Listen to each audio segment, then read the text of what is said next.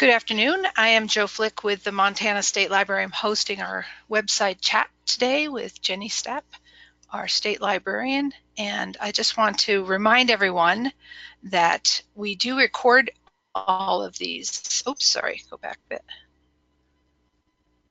I don't know. That's what I wanted. We do record these website chats, and you can find them all together on our Vimeo channel. And if you ever need that link directly to this album so you can make a bookmark of it, just let me know. And it's also always posted in the registration information for these monthly website chats. So I usually keep the last 3 or 4 up in the album so you don't have to shift through a million things to find what you want. But it's really, I think, useful to know that recording's there and you can just review it at your leisure. And with that, we're going to get started. Jennie's got some review of the activities. The State Library Commission met this week, and we're going to do a couple other things. I think we have a pretty full agenda today. So go ahead, Jennie. Thanks, Jo, and thank you everyone for joining us. I'm so glad to see such a great turnout of people on a Friday afternoon. As Jo said, Wednesday was the June regular meeting of the State Library Commission. We always try to time these website chats on the Friday following those commission meetings so I can have a chance to share some updates about the important work that the commission does. For those of you who are new and have not attended a website chat before, the State Library reports to a 7-member commission. That commission is established in Montana statute. 5 of the members are appointed by the governor. 1 member is the superintendent of public instruction or his or her designee. And the 7th member is an appointee of the Commissioner of Higher Education, and that person must be a librarian from the Montana University system. So that's the 7-member commission. All of the information from the State Library Commission is available on our website, and Jo's always great about posting links in the chat box to the commission materials and information about that commission. I wanted to, at the very start of this website chat, acknowledge one of our outgoing commissioners. Commissioners serve 3-year terms, and Connie Eisinger just completed her 3rd year and has decided not to reapply to serve. Connie is a former county commissioner and rancher from Macomb County. If any of you know where Brockway, Montana is, she and her family live on a family ranch there. And I first got to know Connie, a decade or so ago with her work on the Montana Land Information Advisory Council, which is an advisory council that advises the commission primarily on geographic information systems and land information collections that we manage. And through getting to know her, we invited Connie to apply to serve on the State Library Commission, and she graciously agreed to do so and has served for the past 3 years. I know many of you got to know her through Federation meetings where she was a regular attendee at the South Central Federation as well as the Golden Plains Federation meetings, and also attended the Montana Library Association conferences. Again, she's decided not to reapply for another term, and I just wanted to acknowledge what a thoughtful leader she has been for the State Library.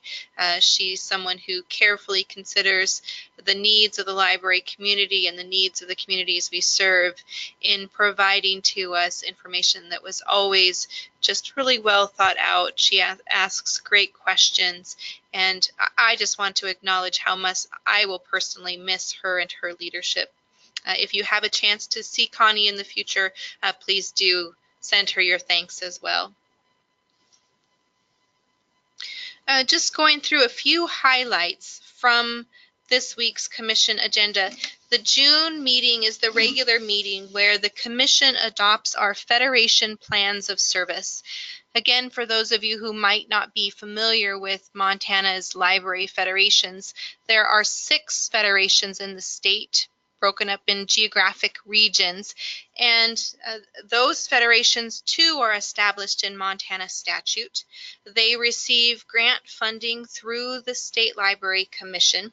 The purpose of the federations is to support resource sharing within those regions, and the federations are required to prepare plans of service that outline how they intend to spend their federation monies to support resource sharing.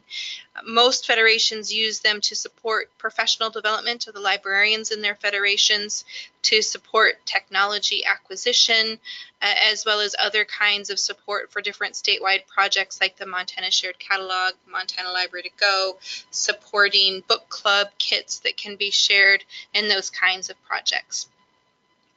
Over the last couple of years, the Commission has asked that the State Library do a better job of reporting the impact and the benefit of those grant funds to Montana's federations. And so in order to do that, in working with the federation coordinators, we've decided to create a single plan of service template that the federations will all make use of. And so the federations in their spring federation meetings adopted plans of service that make use of this single plan. And then in October, when we begin to report to the Commission how we are using those funds to support the federations, the reporting itself will then follow the template and make it much easier for us to analyze how we are spending those federation funds in common areas. We recognize that most federations were using their monies in very similar ways anyway, and so it made sense to go to this kind of more standardized form, both for preparing the plans of service and then, as I said, ultimately reporting so that we can really see the impact and benefits of those monies statewide. The Commission did hear an update from Tracy Cook about what will be the fiscal year 19 plans of service for those federations and took action to adopt those plans of service. And we'll begin to distribute those grant funds in the next fiscal year. Additionally, the Commission took action to approve our library development budget. That is a budget that is made up of state monies through the State General Fund, as well as our coal severance tax monies that we receive, and our Federal Library Services Technology Act monies. We always adopt a separate library development budget because it really is a little bit more complicated budget in that how it incorporates the federal funds means that our federal funds cross 2 federal fiscal years and 3 state fiscal years. And so it doesn't align neatly with our state budget that the Commission also adopts typically in August.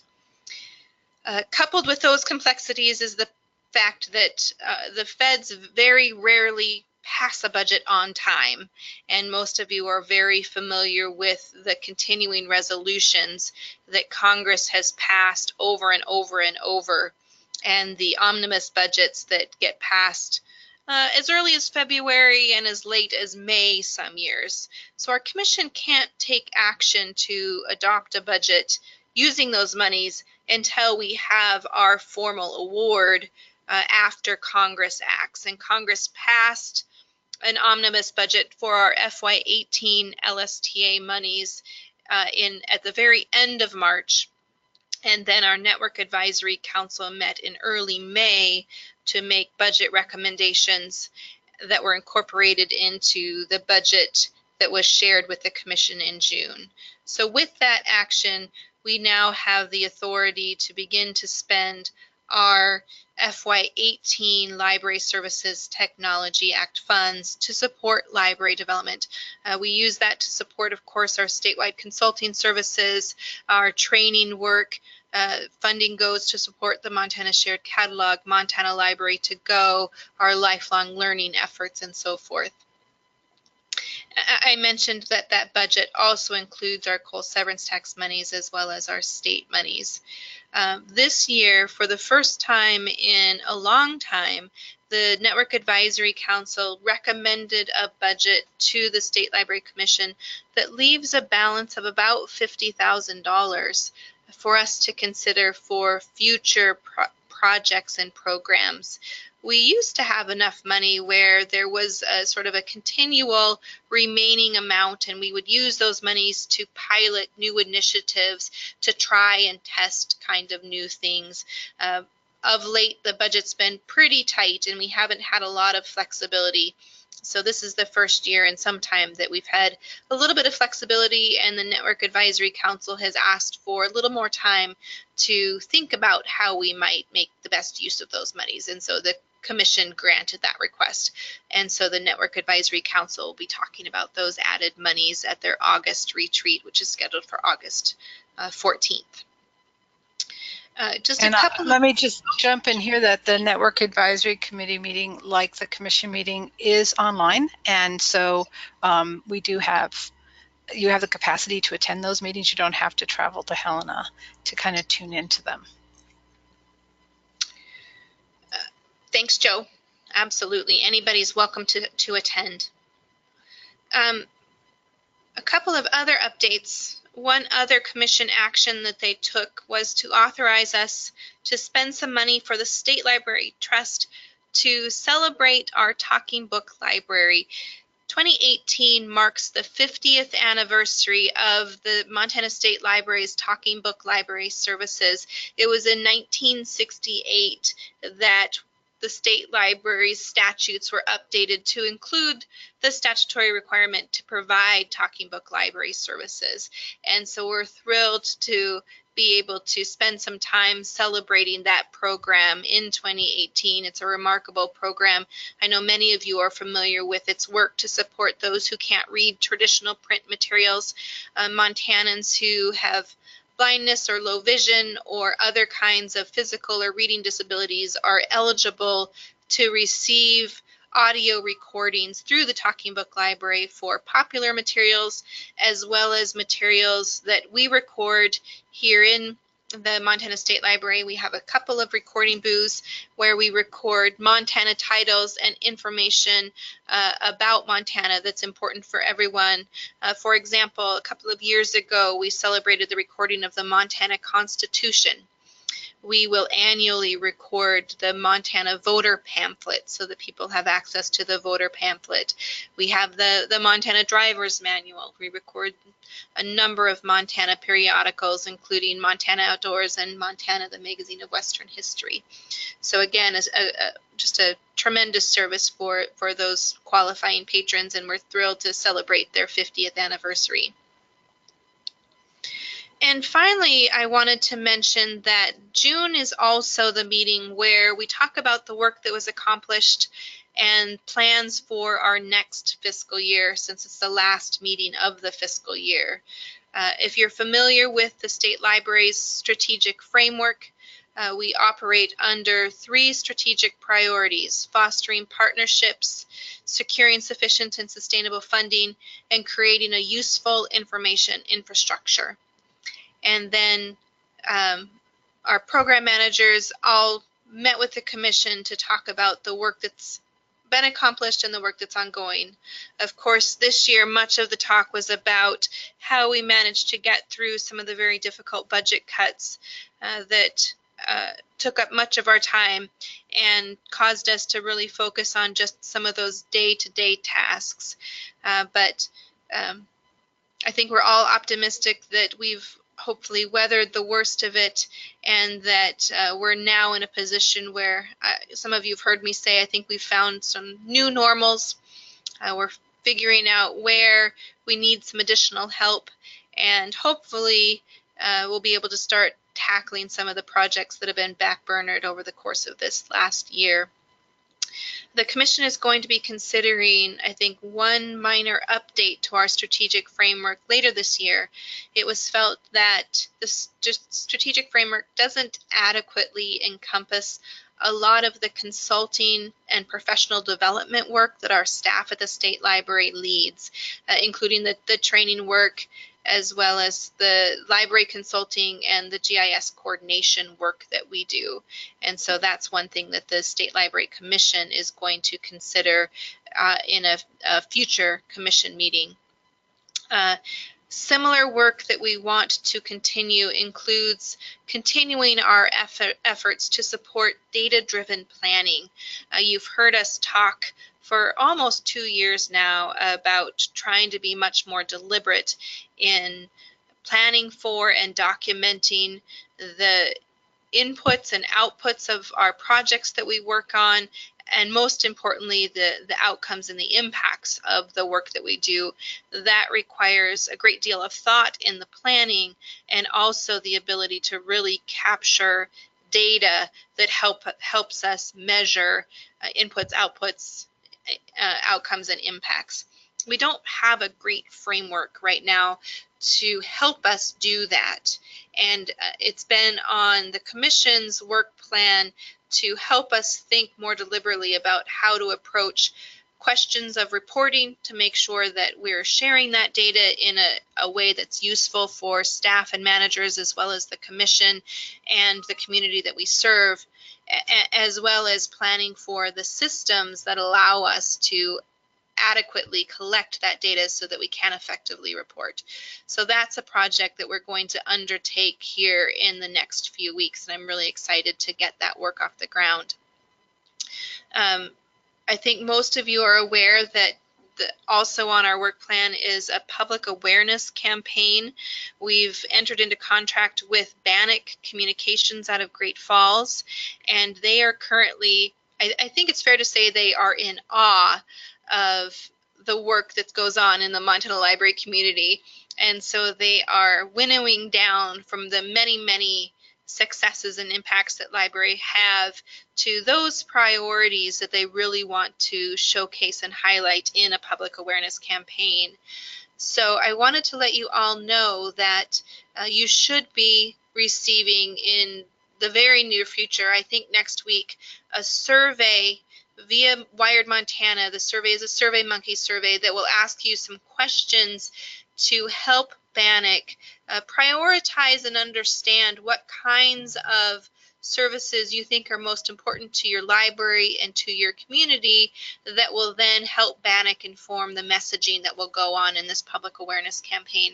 So please do keep your eye out for that survey, and please, please take it and share that survey too. We want to make sure that it truly does adequately inform this public awareness campaign. From that effort, later this summer, we'll start to see that messaging. It'll be shared with the library community. We'll have information about how you can use that information in visiting with your own constituents and legislators. And then later on in the fall, after the election, we'll actually begin to launch a television campaign ahead of the legislative session. So look for that work. And then finally, before I turn things over to Joe. One comment. Yeah. One comment about the public service or public information campaign, and the comment is huzzah. Huzzah. Thanks, Beth. From Beth. We're pretty excited. So the final update I have, and then I'm going to ask Joe to share some information with you, is about our what we are currently calling our nonprofit foundation thing, because we really don't know what to call it. But you've heard me talk about this desire to form a separate nonprofit that would help to fund Montana's library and information services. I say that very carefully because this is not a Montana State Library Foundation. It's not intended to raise monies solely for the Montana State Library, nor is it intended to compete with local library friends and foundation groups in our fundraising efforts. You're all familiar with how the Montana State Library works to support statewide projects and programs that really benefit all Montana libraries and ultimately our users. And it's the goal of this nonprofit to raise funds and to fund efforts in that exact same manner. How can we raise monies that will benefit all of Montanans? we are taking the first steps in figuring that out. We have entered into contract with a consulting firm called Library Strategies out of St. Paul, Minnesota, affiliated with the St. Paul Public Library. They have deep experience in forming foundations and nonprofits to support libraries. They had their first meeting with a steering committee earlier this week, where we began to broach these kinds of questions. What do we call ourselves, and what ultimately will we fund? Some key highlights out of that meeting.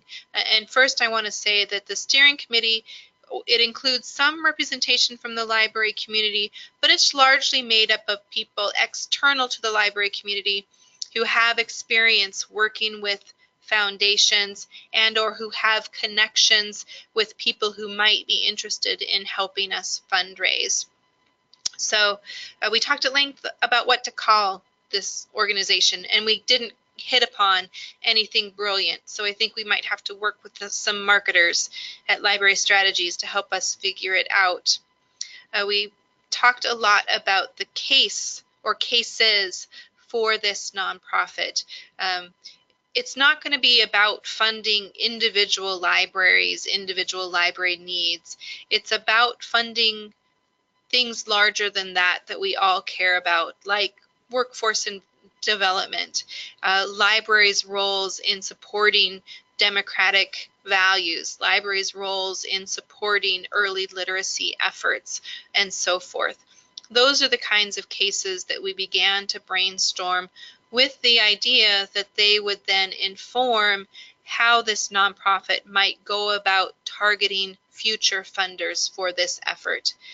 We didn't come to any conclusions about how much money we need to raise or how that money might be distributed, what kind of legal form this nonprofit might take, but there was initial discussion about all of those questions. The steering committee will meet again in August, and it will probably meet at least one or two more times over the course of the fall. We hope by this fall we'll actually incorporate and begin to file the paperwork to form a 501c3 nonprofit. And this steering committee is also tasked with helping us identify initial board members for that nonprofit. These board members would likely have some representation from the library community, but the guidance from Library Strategies is that we want at least 50% of this board to either have deep pockets or know people with deep pockets. And so we've begun to have conversations around that as well. One of the needs that was clearly identified in our steering committee meeting is the need to communicate effectively about this nonprofit. And so look for more information about it in the future, including talking points that we will share with all of you. I'm going to pause there and ask if there are any questions, comments, feedback, concerns.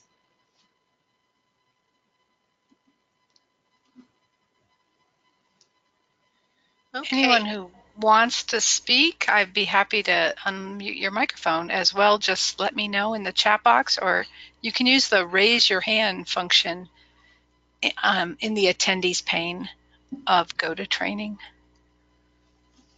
Thanks, Beth. Yes, good luck. One of the things that we pointed out to the steering committee in our research and in the research from Library Strategies, and this is not new to Montana, we believe we are pioneering new ground in creating this kind of nonprofit. There are other state libraries who have friends and foundations, but they largely work to support that institution. So again, the pioneering spirit of all for one and one for all is really driving this effort. So I wanted to turn things over to Joe to talk about a pilot that we are going to be undertaking that would allow people to have some self-directed learning opportunities as part of our library certification program.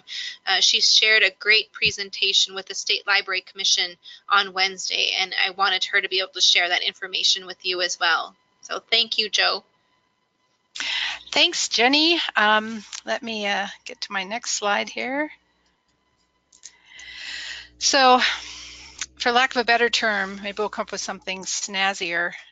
This is our pilot project is the Personal Professional Development Plan Pathway, which I suddenly realized is a palindrome. It's the PPDPP, if you make it short. Haha. Anyway, I've been working on this as a concept for quite a number of years, kind of looking for inspiration and ideas and models out there. And we've been, this is on my work plan to get a pilot formulated or prepared this year. So I with Tracy's help and the consultants and my colleagues at other state libraries, we're ready to start with a pilot. So here are some considerations. I apologize a little bit about the formatting, just moved it into a different slide program format, so it's a little bit different. But anyway, here's what kind of led us to think about this. So the current pathway to certification from the Montana State Library was revised in 2009. At that time, it was shortened from a 5-year program to a 4-year program. Same number of credits, less time to get them. And as you all know, there's a 10 credit minimum in each of these 4 categories: library administration and library services public. I'm sure you guys are all familiar with the categories. And so we've always recognized, I think, that the categories were there to kind of give guidance to librarians and help them have professional development that was appropriate to the field that they're in. And these categories have really served us very well. It's very, I never really had a training where I couldn't peg it, an appropriate training, peg it to the categories. And I think it does a good job of keeping librarians on track and not taking or trying to apply for credit in doing things that aren't really directly applied to their work as a librarian. So that's been great. But the categories also limit the kinds of training that we do. We also, our public library directors, also our public library certification program also requires that training be formal, sort of classroom-based training. And in the past, since 2009, training has changed a lot at State Library. We're doing, the Summer Institute has a very big project component. Now the Mind in the Making training that we just finished, early literacy training, also has a very big project component. And project-based learning is really deep learning. It's a great way to apply something new and get to be a real expert at something. And yet that's not formal classroom learning as defined in our current program. So we have a desire to kind of give our librarians who are doing those kinds of having those deep learning experiences credit for their work. So that was another motivation for us. So the other thing that I'm really interested in is sort of toward the bottom of this list, and that is that we lack data on what training libraries and librarians really need. Now, many state libraries do like an annual survey where they ask librarians what they need. But I've talked to states that do that, and they tend to get a lot of the same stuff year to year. With this particular pathway, one of the big components will be that librarians will be taking the time at the beginning of their planning, their professional development, to kind of think about where their learning gaps are and to identify those and write those down. So we'll have that data as people start putting their professional development plans together. The other really neat thing is that under this program, professional development plans will be directly linked to a library's strategic goals. So we at the State Library have a lot of, we really push libraries to get those strategic plans done, and we don't want them to be a dusty document that sits on a shelf, and so we think this is one way that we'll be helping libraries to better implement their strategic plans. So that's kind of where we started, and this is where we're hoping to end up. We are hoping that we will have applicants that design their own rigorous professional development plans, and that they implement those, and that they're flexible and they meet their needs and they truly advance their careers. And for libraries, we think this pathway, we hope this pathway will advance their strategic goals as well, that they'll see real evidence that their staff is getting the training they need so the library can do what the library wants to do and needs to do, the community needs. And then for us, we have a long list, State Library, what we want for our outcomes, and that is that we'll have more coordinated curriculum, and that those decisions that we make about what kind of training we do will be informed by data that comes from our librarians. So that's where we're heading, and this is what we've done so far. I've spent quite a bit of time looking at other certification programs at other state libraries. There is, frankly, no other state library that I have uncovered that actually does a program like we're proposing, although there are several that are very interested in what we're doing and interested in the model. State education departments, though, sometimes do. I looked at the New York State Education Department. They have a program that's that gave me a lot of good information. Healthcare organizations do, other fields, engineering, different certification programs out there do give more personalized professional development pathways than a one-size-fits-all. So I looked at several of those. I even looked at like firefighting and certification for firefighting and some of the forms and processes that they use with volunteers and professional firefighters. So it was really interesting to kind of look at all of those and kind of pull something out of it. I did meet with our consulting librarians here in Montana. We drafted a logic model. Tracy and I kind of put that together. We have formulated a research model for our pilot. And we have this important research question, I think, and that is, does our pathway, this new pathway, is it sufficiently rigorous, but not onerous? And I mean that when I say not onerous, I mean not onerous to the applicant, not onerous to the library director, and certainly not onerous to us here at the state library, so that we can't I'm concerned that we may not be able to sustain it. So that's why we're doing a pilot, to find out how much work we're really making for ourselves and others. But that aside, we're really excited that it might be able to be a better way to fill skill gaps and link professional development to the library's goals. So here's our plan going forward. We're looking for 5 lucky individuals or libraries that may have maybe a couple individuals within a library, so that we can assign a peer reviewer here at the state library to each of our pilot organizations or individuals. So I would have one, Tracy will have one, each of the 3 consultants will have one. So we can get a lot of feedback for folks as they're entering into this and filling out forms and meeting, and they can tell us exactly what's going on in their heads and their hearts and on paper. And we've also created a flow chart for the process. I sat down with about 6 of my peers from other states, showed them what I had in mind and got their feedback. And I'm just in the process now of finishing up a draft manual and forms, which we hope will revise with everybody's feedback during the pilot process.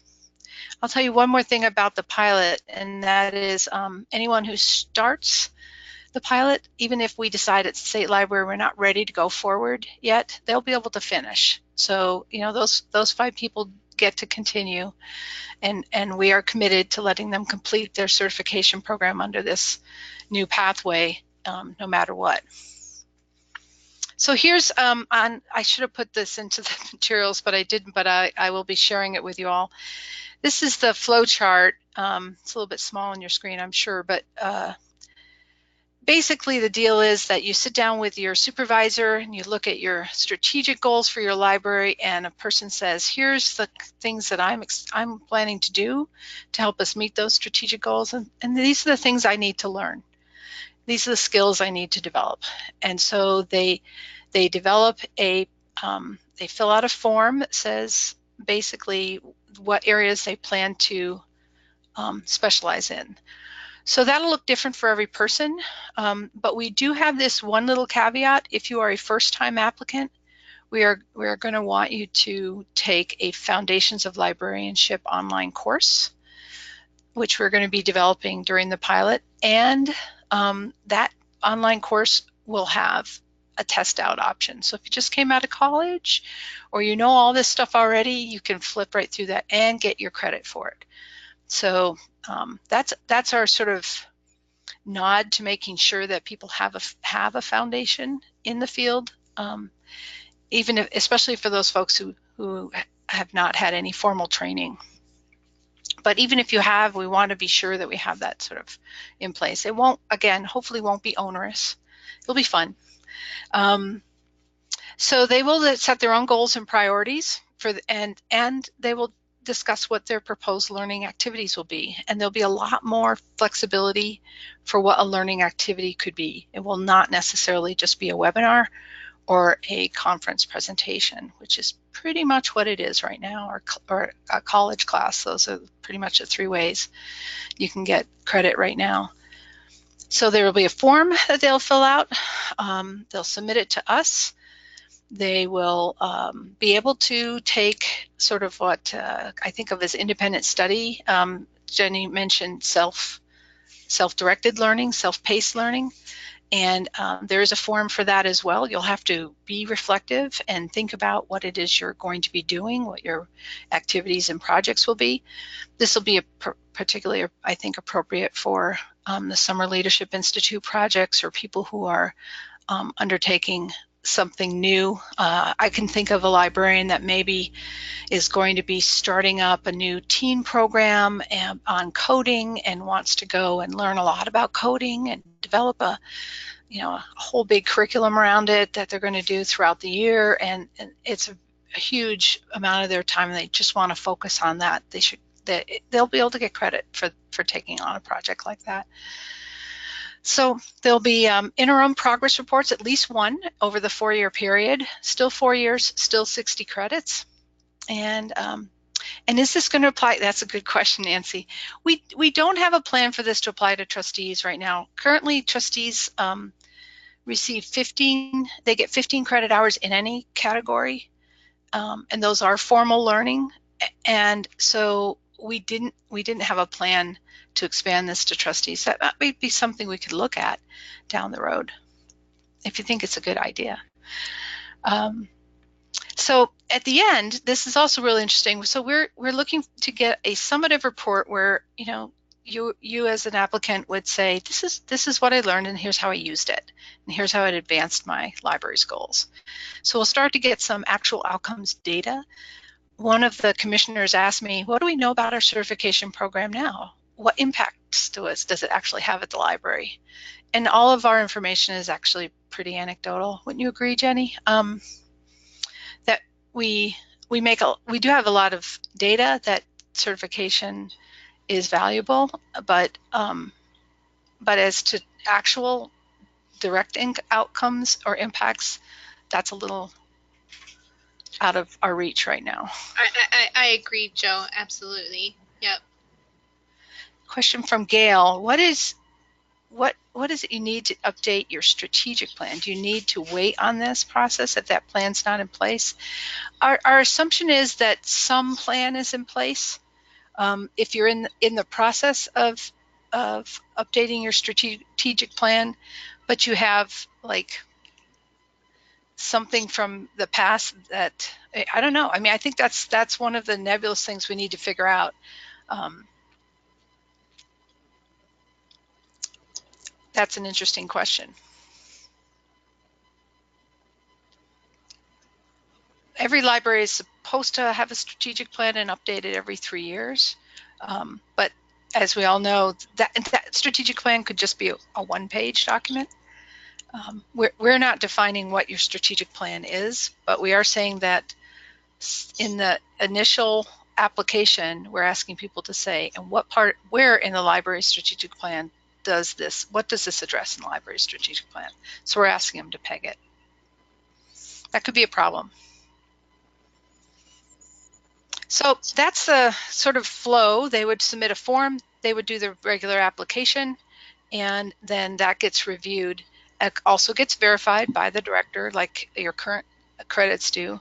I should add one more little piece. If you are doing that self-paced learning, we are asking you to identify someone who is going to be kind of your mentor, or it could be your supervisor, could be a library director, but a point person, so that librarians aren't just kind of off doing their own thing, but we want to make sure that they are kind of tied to the library field. So Gail, did I answer your question or not? I can unmute you if you would like. You do that. Maybe have a conversation about that. Oh, sure. Okay, great. Well, you are unmuted now, so feel free to get back in there if I didn't. So I do want to share with you the feedback I got from the CE cohort. They really like our categories, for instance. It's funny. I guess that's a librarian thing, but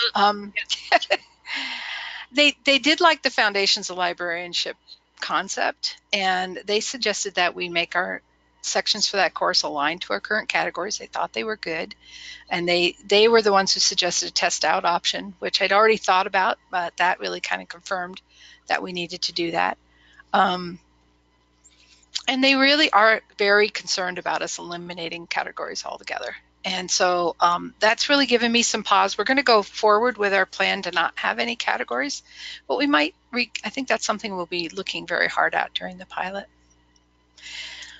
I've got a lot of interest from our colleagues in other states about how this goes. So any questions? Or our timeline is that basically before the end of this month, we will be recruiting. We're actually going to put up a little application form for people who might want to enter the pilot. And of course, we're really interested in getting libraries from different sizes participating.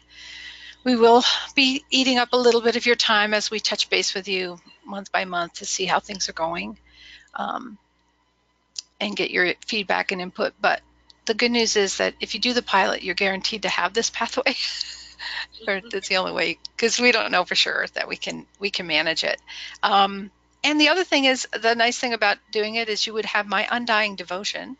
So there's that does not come cheap, and I think you will have a real real say in how the final thing looks. So if you have an interest in this, I would really appreciate you applying.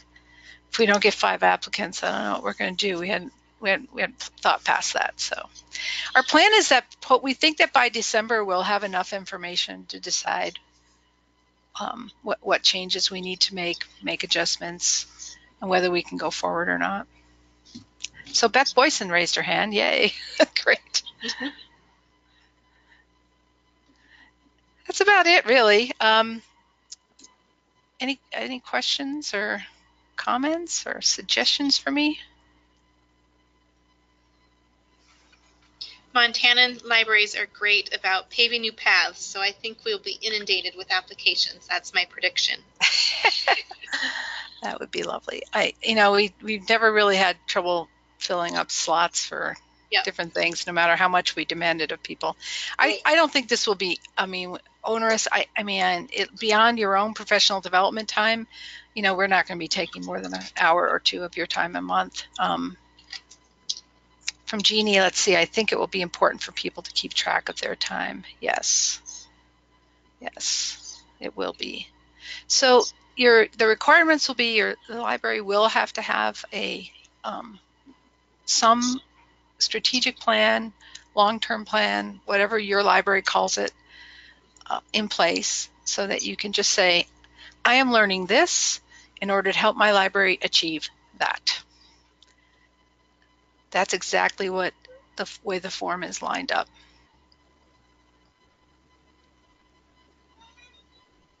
Let's see, another comment. Those newer directors who haven't gotten certification yet, and there are a few, might consider this. We can help with a strategic plan ahead of time. Yes. Thanks, Pam.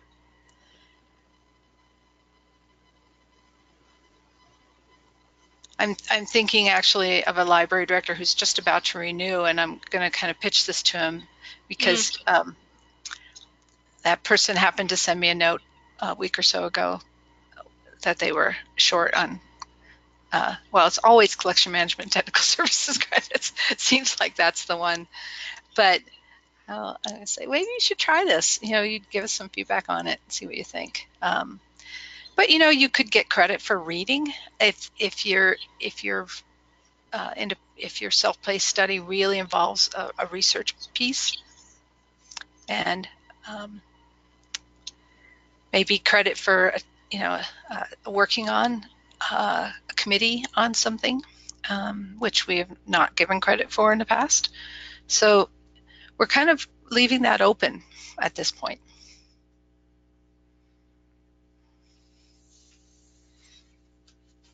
So I'll just say ta-da, and looking forward to seeing some applications and getting started with this and seeing how it goes. Well, thanks, Joe. I really appreciate the update. I think this is going to be just a really, really exciting opportunity for us to really take a new step in library development. Again, at this point, I just want to ask if there's any other questions about anything that's going on at the State Library, things you might want to know a little bit more about.